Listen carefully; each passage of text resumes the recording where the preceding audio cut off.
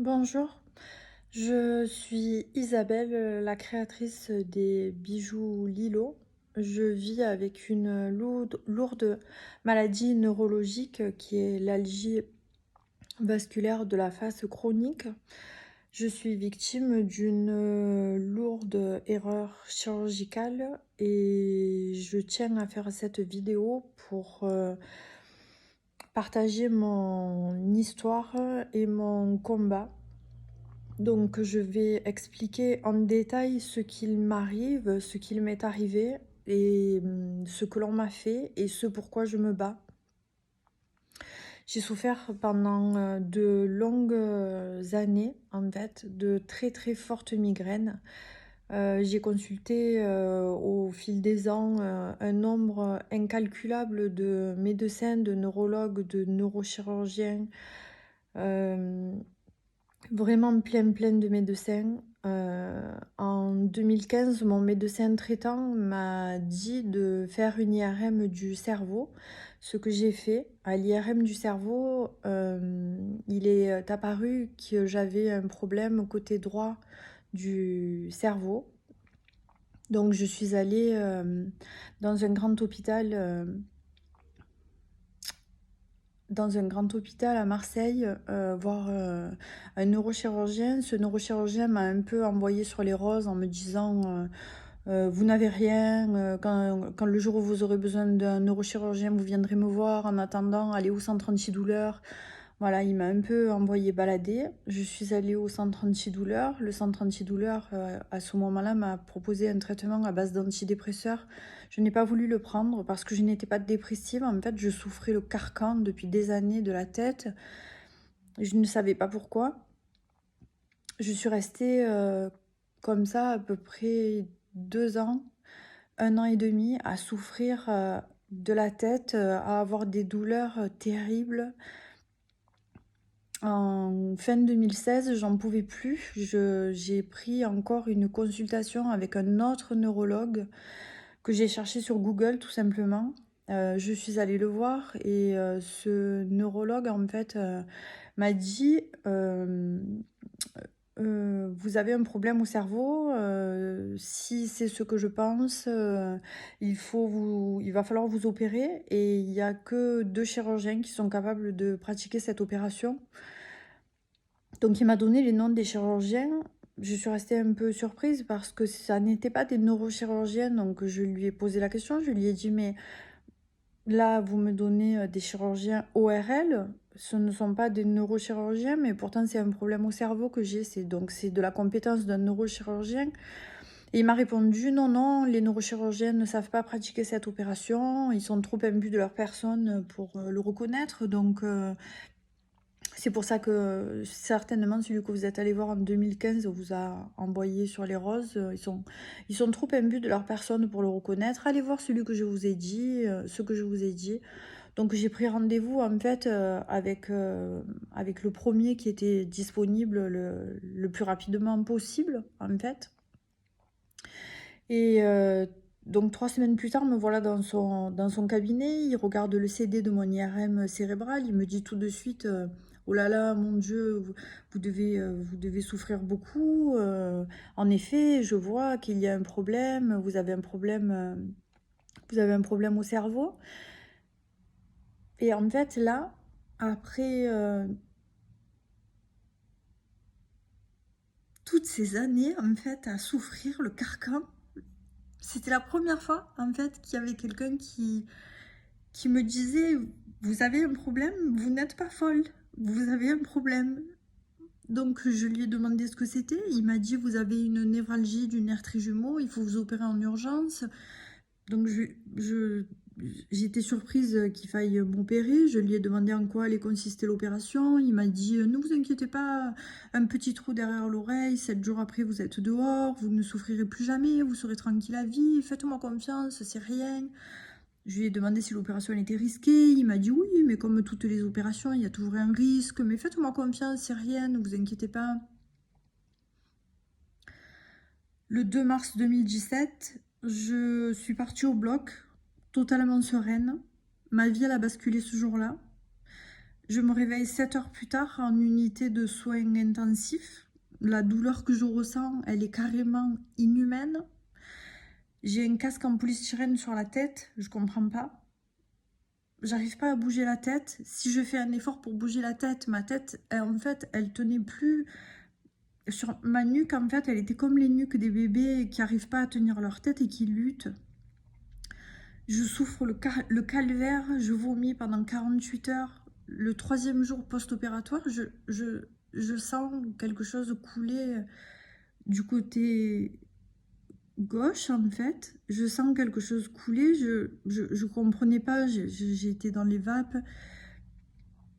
Je sentais que quelque chose de chaud coulait le long de mon oreille. Je regarde mon drap, il se remplit de sang, en fait. Je ne pouvais pas parler, je ne pouvais rien faire. Donc la personne qui était à côté de moi en unité de soins intensifs, elle appelle les infirmières. Elle dit regardez, regardez, elle est pleine de sang.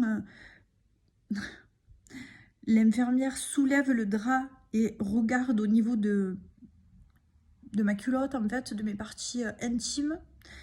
Donc ma voisine qui était avec moi en soins intensifs, elle lui hurle, mais vous êtes débile, enfin, elle saigne de la tête, elle saigne de la tête.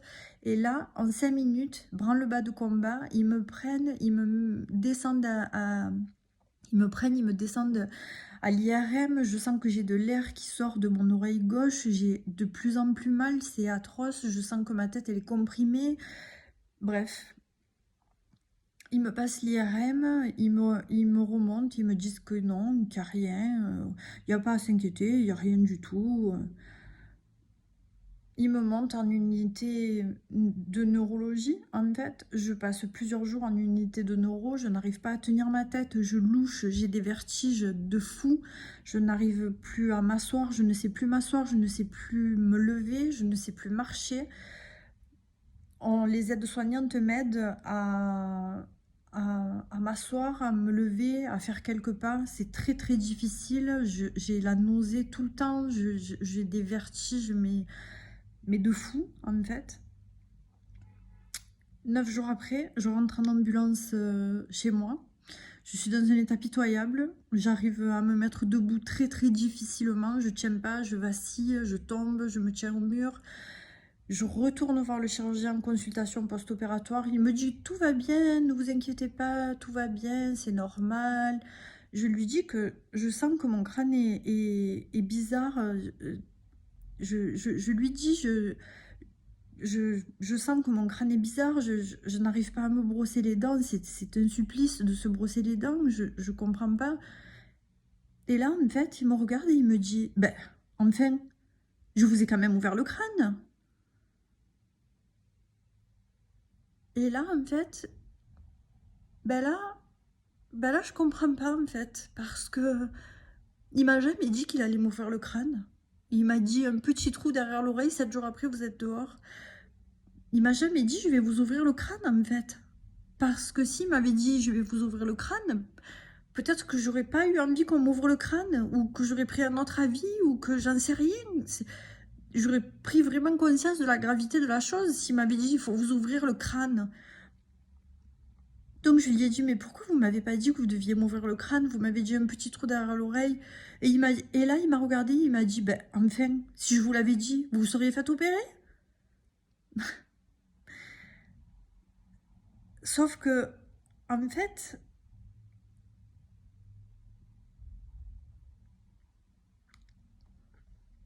c'était mon droit. En tant que malade, en tant que patiente, c'était mon droit de savoir exactement ce qu'on allait me faire. Parce qu'au bout du compte, j'ai remis ma vie entre ses mains. Je ne le connaissais pas, je lui ai fait confiance. Et il en va de même à chaque fois qu'on se fait opérer. On met la vie entre les mains d'un chirurgien qu'on ne connaît pas. J'avais le droit qu'il me dise ce qu'il allait me faire réellement, en fait. Je rentre chez moi, j'ai l'infirmière qui vient à domicile, je sais que j'ai des agrafes dans le crâne. Je lui demande de me prendre la photo de mon crâne. Là, je vois que j'ai la moitié de la tête qui est rasée. Je vois que j'ai une cicatrice qui doit faire à peu près 12 centimètres en guise du petit trou. Une cicatrice de 12 centimètres. Mon médecin traitant, il vient me voir parce que je fais que vomir, je suis au bout, je fais que vomir, j'en peux plus. Et en fait, dès qu'il rentre dans la chambre, il me regarde et je vois qu'il y a un problème. Je vois qu'il y a un problème, je le vois à sa tête en fait. Et je lui dis, qu'est-ce qui se passe? Qu'est-ce qu'il y a? Et là, il me regarde et il me dit, mais comment ça se fait que tu as le pansement à gauche? Et en fait, ben, je sais pas pourquoi j'ai le pansement à gauche. Et il me dit, mais c'est pas à gauche que tu as le problème au cerveau, c'est à droite. Pourquoi tu as le pansement à gauche? Et là, en fait, je comprends pas. Donc lui, je vois qu'il panique, je vois qu'il ouvre son ordinateur portable, il vérifie mon IRM du cerveau, il me dit, mais c'est à droite que tu as le problème, pourquoi tu as le pansement à gauche? Mais on t'a ouvert à gauche? Et en fait, je l'écoute me parler, mais je comprends pas, en fait. Et je réfléchis, et je me dis, mais qu'est-ce qui avait marqué sur l'IRM, en fait? Et, et je sais pas, en fait. Donc il me dit, va voir le chirurgien. Quelques jours après, je vais voir le chirurgien. Je lui dis, j'ai mal, je souffre beaucoup, beaucoup. Il me dit, c'est rien, ça va passer, prenez de la cortisone. Je lui dis, par contre, je comprends pas, en fait, pourquoi j'ai la cicatrice à gauche alors que c'est à droite que j'avais le problème. Et là, je le ressens, l'espace d'une demi-seconde, je le ressens, je le vois sur sa tête, en fait. Il me regarde et il me dit, ah, mais c'est parce que dans le cerveau, c'est inversé. C'est pour ça.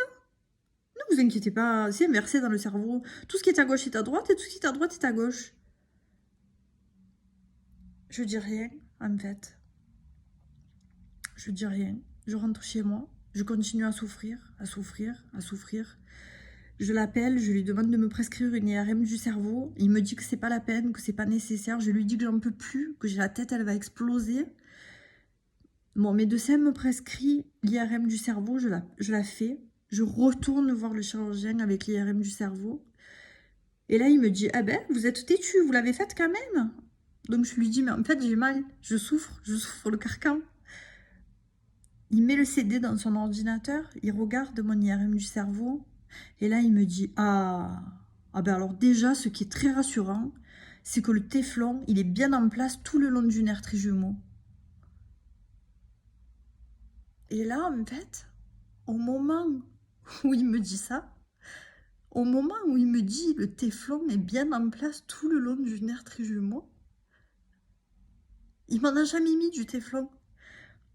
C'est-à-dire que quand il a fini l'opération, il est allé voir ma mère et il lui a dit j'ai tellement bien travaillé qu'il n'a pas été nécessaire de mettre de matériel d'interposition entre l'artère et le nerf trijumeau. Donc je n'ai pas mis de téflon. Et là, il met le CD dans son ordinateur, il regarde mon cerveau. Et il me dit c'est très rassurant, le téflon est bien en place tout le long du nerf. Donc je le regarde et je lui dis mais quel téflon, vous m'en avez jamais mis? Et là il m'a regardé, il m'a dit je vous en ai pas mis? Je lui ai dit, ben, en fait, vous êtes en train de regarder mon cerveau sur votre ordinateur. Vous le voyez bien s'il y en a ou s'il n'y en a pas. Vous savez bien ce que vous avez fait pendant l'opération. Donc il m'a dit, oh là là, oh là là. Alors c'est inquiétant. Alors c'est vraiment que votre nerf est très enflammé. Prenez de la cortisone. Ben, en fait, ce jour-là, je suis partie.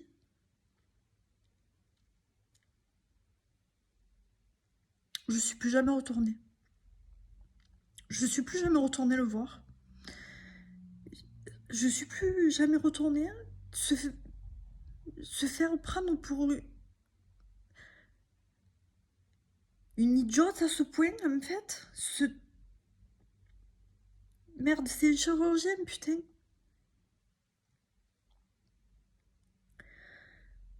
Bref, je souffrais le carcan, je vais au centre antidouleur, on me fait essayer 6 traitements différents.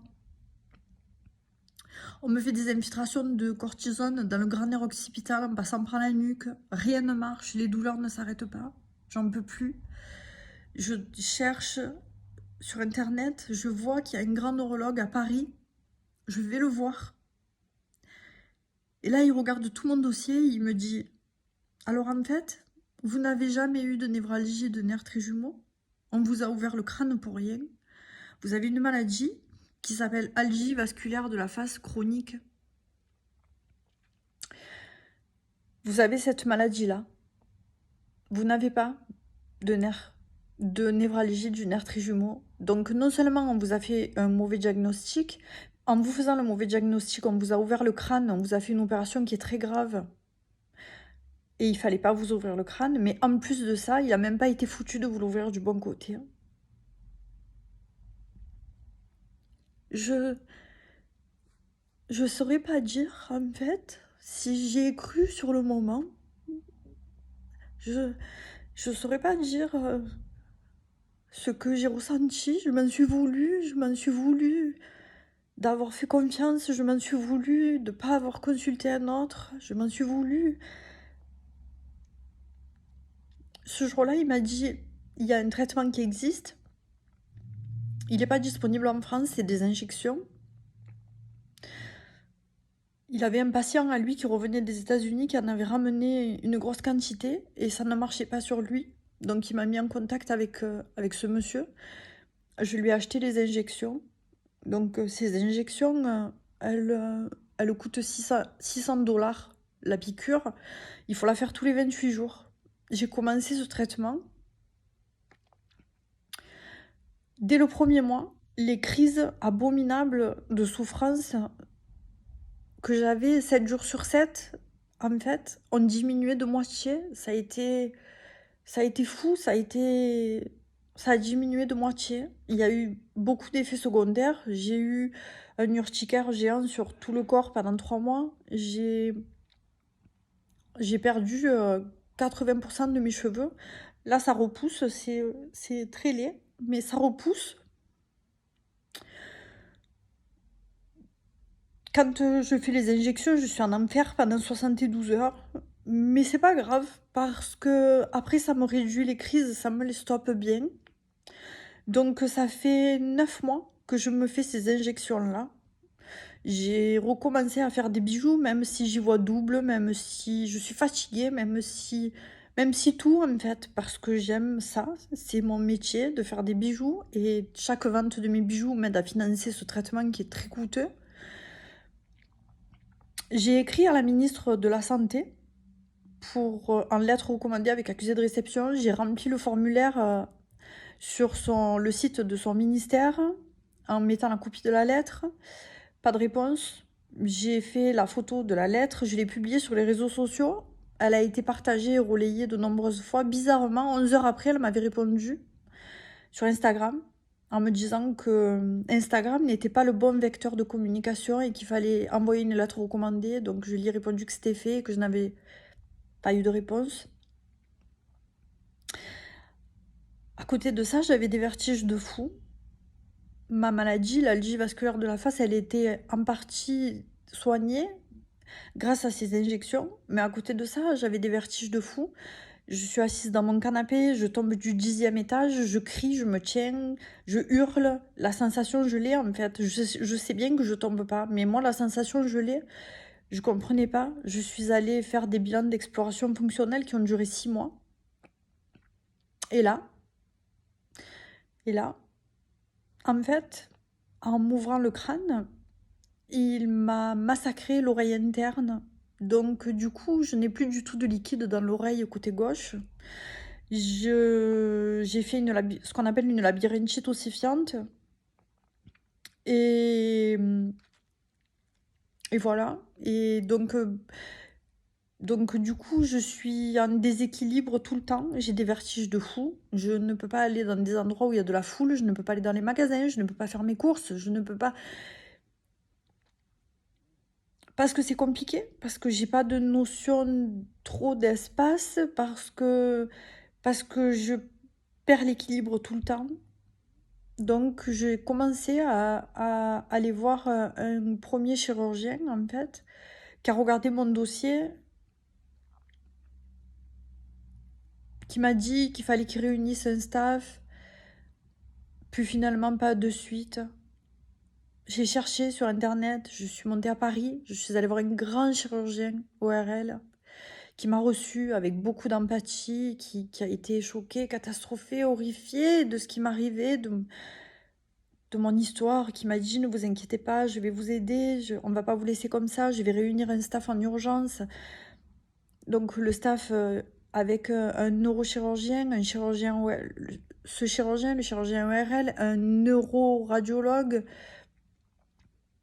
Il m'a dit je vous tiens au courant la semaine prochaine. La semaine d'après, c'est sa secrétaire qui m'a rappelé en me disant, toute gênée, Madame Chal, on ne vous recevra plus, on ne peut pas s'occuper de vous. Donc j'ai dit, mais comment ça, vous ne pouvez pas vous occuper de moi? Je comprends pas, en fait. Et en fait, elle m'a dit, on vous recevra plus. Le professeur ne peut pas s'occuper de vous. Je vais vous envoyer un courrier avec ses recommandations. J'ai pas compris. J'ai attendu de recevoir le courrier. Sur le courrier, il y avait marqué qu'il se ralliait à l'avis qui avait déjà été donné sur Marseille, comme quoi il valait mieux que je prenne des antidépresseurs. Pourquoi en fait des antidépresseurs? Encore des antidépresseurs? Pourquoi faire en fait? Je veux pas prendre des antidépresseurs. Je veux qu'on me répare la boucherie qu'on m'a faite en fait. Je veux pas prendre d'antidépresseurs. Donc j'ai rappelé la secrétaire, je lui ai dit mais je comprends pas en fait. Pourquoi il veut pas s'occuper de moi? Alors qu'il m'a reçu, il m'a dit qu'il allait pas me laisser comme ça.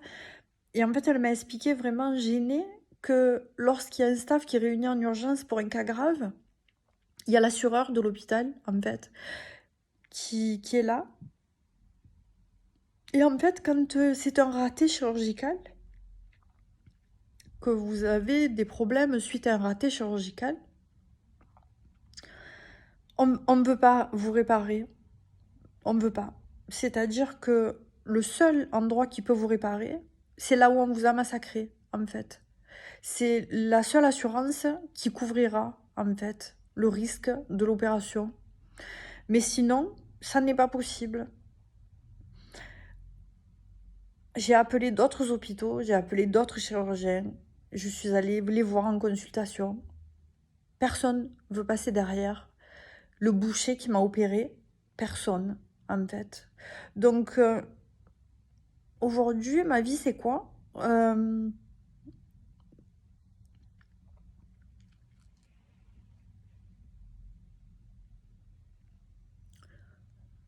Aujourd'hui, je veux rester forte, en fait, parce que je suis solide, je suis forte.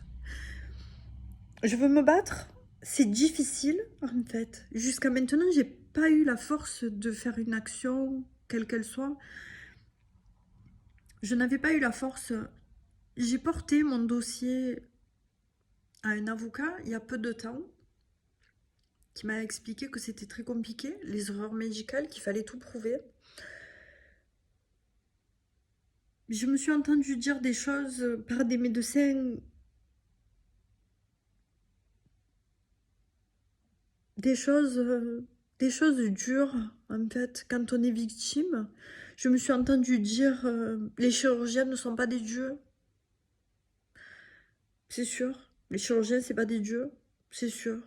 Ils font quand même 10 ans d'études, en fait. Ils prêtent serment d'Hippocrate. C'est sûr, c'est pas des dieux, les chirurgiens. D'accord. On m'a dit l'erreur est humaine, il faut accepter. Alors, en fait, il faut accepter quoi?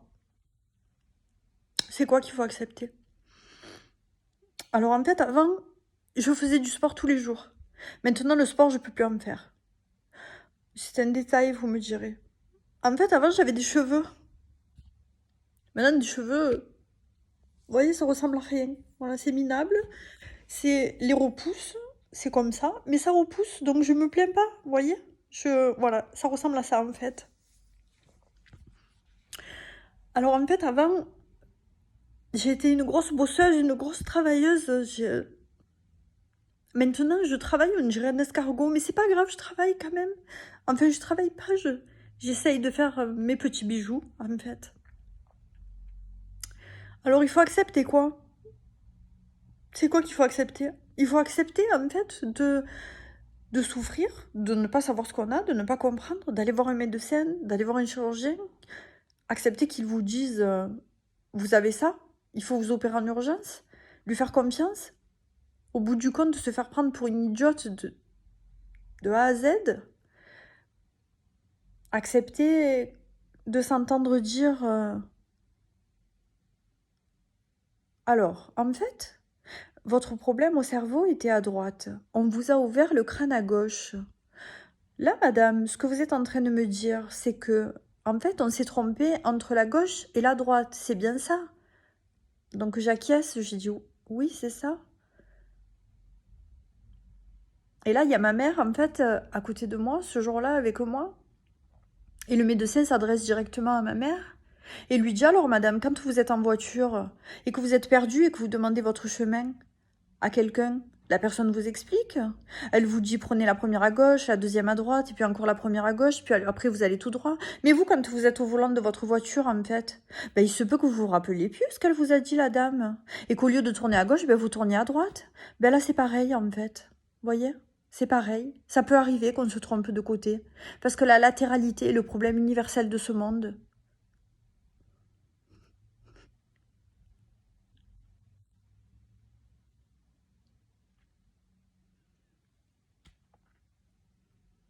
En fait, c'est pas au petit doigt que j'avais un problème. C'était au cerveau. En fait, on m'a ouvert le crâne à gauche au lieu de me l'ouvrir à droite. Mais en fait, au bout du compte, le crâne, on n'aurait jamais dû me l'ouvrir. En m'ouvrant le crâne, on m'a massacré l'oreille interne. Maintenant, je ne peux plus poser ma tête sur un oreiller. Ça fait 2 ans et demi qu'on m'a fait cette opération boucherie. Je ne peux toujours pas poser ma tête sur un oreiller côté opéré.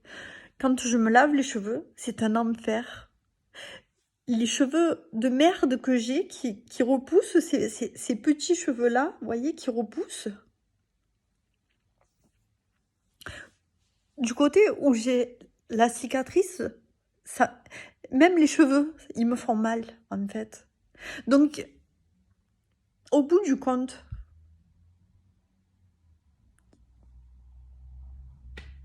il faut faire quoi? Au bout du compte, il faut être reçu par des gens qui veulent vous aider, certes, mais qui vous disent faites un dossier MDPH. Mais moi, j'ai pas envie de le faire, le dossier MDPH. J'ai pas envie. Moi, je veux être la fille d'avant, en fait. Moi, je veux être la fille qui a pas de problème. Je veux être la fille qu'un chirurgien, il a pas massacré. Je veux être la fille vaillante, la fille forte, la fille courageuse que j'ai toujours été, la fille qui travaille, la fille qui bosse, la fille qui fait du sport. Moi, c'est ça que je veux être, en fait. Alors, je fais cette vidéo parce que je tape à toutes les portes, en fait. Je vais dans les hôpitaux, je vais voir les chirurgiens ne veulent pas me prendre pour une question d'assurance. Ma maladie, l'algie vasculaire de la phase chronique, il n'y a pas que moi qui en souffre, en fait. Il y a plein de gens qui souffrent de cette maladie, peut-être 100 000 personnes en France. Pourquoi on n'a pas le droit, en fait, à ces injections en France? J'ai contacté le laboratoire. La France a le droit de les vendre depuis 2018. Elle ne les vend pas parce qu'ils n'arrivent pas à fixer le prix, en fait, au niveau de la sécurité sociale, vous comprenez? C'est toujours une question de fric, en fait, au bout du compte. Alors du coup, je me dis,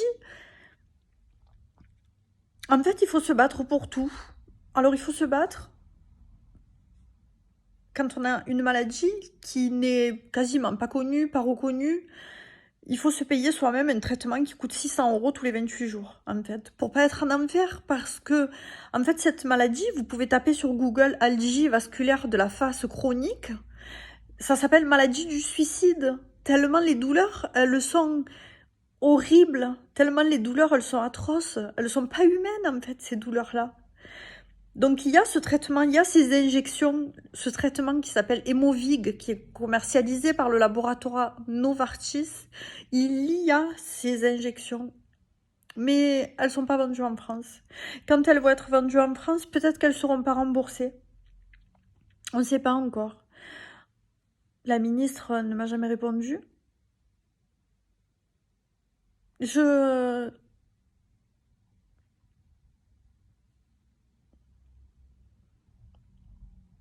me bats. Je me bats, en fait. Je me bats. Je refuse de baisser les bras. Voilà, je fais cette vidéo pour expliquer clairement, en fait, ce qui m'est arrivé.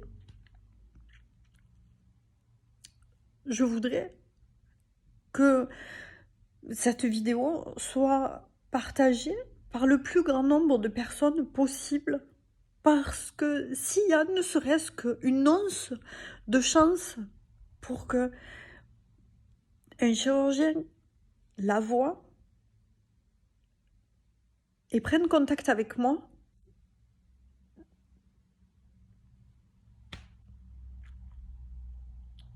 et qu'il accepte de me réparer, qu'il accepte que ma vie ne soit plus un enfer. Parce que je me dis, finalement, il y a ces injections, la maladie, je l'aurai à vie, l'algie vasculaire de la face, à vie, ça ne part pas, quand on l'a, on la garde, en fait. Mais j'ai la chance qu'il y ait ces injections, certes c'est un sacrifice financier énorme, mais je travaille en fait pour ça, je fais les bijoux, je les fabrique moi-même, je prends beaucoup de temps pour faire ça, ça me plaît de faire ça, et ça me finance mon traitement. Mais franchement, je voudrais qu'il y ait un chirurgien qui voit cette vidéo et qui me dise je suis chirurgien et j'ai les capacités de vous réparer, je vais apporter une solution à votre problème. Donc voilà, c'était mon histoire et je l'ai partagée avec vous. C'est pas facile, vous savez, c'est pas facile de se livrer, c'est pas facile de raconter sa vie, c'est pas facile.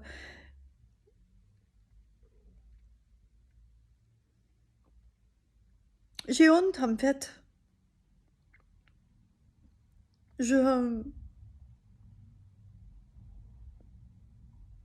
me dis,